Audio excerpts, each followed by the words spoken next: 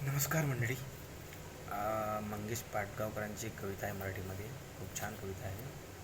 ती मी तुम्हाला ऐकवणार आहोत. जर तुम्हाला ती आवडली तर लाईक करा, कमेंट करा, शेअर करा आणि सबस्क्राईब पण करा. खूप कमी सबस्क्रायबर आपले, तर तेवढं सहकार्य करा.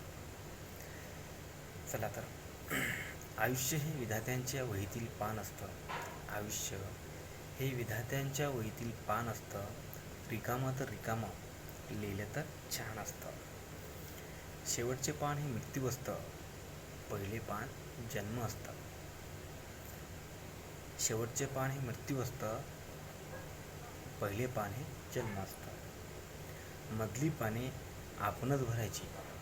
मधली पाने आपणच भरायची, कारण ते आपलेच कर्म असतं. होणाऱ्या चुकांना टाळायचं असतं. कुठलं पान कधी गाळायचं नसतं.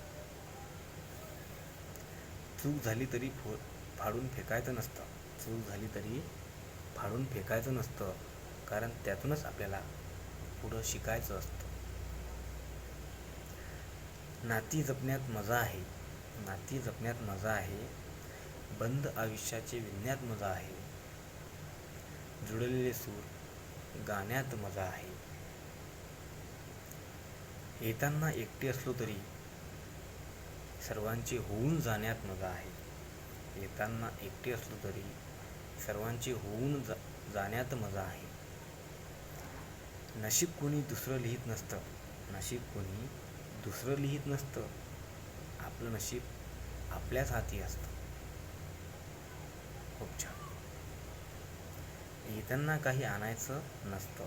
येताना काही आणायचं नसतं. जाताना काही न्यायचं नसतं. मग हे आयुष्य तरी कोणासाठी जगायचं असतं? मग हे आयुष्य तरी कोणासाठी जगायचं असतं? याच प्रश्नाचे उत्तर शोधण्यासाठी जन्माला यायचं असतं. आहात तुम्ही सावरायला म्हणून पळायला आवडते. आहात तुम्ही सावरायला म्हणून पळायला आवडते.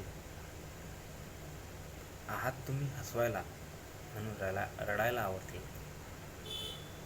आहात तुम्ही समजावायला म्हणून चुकायला आवडते.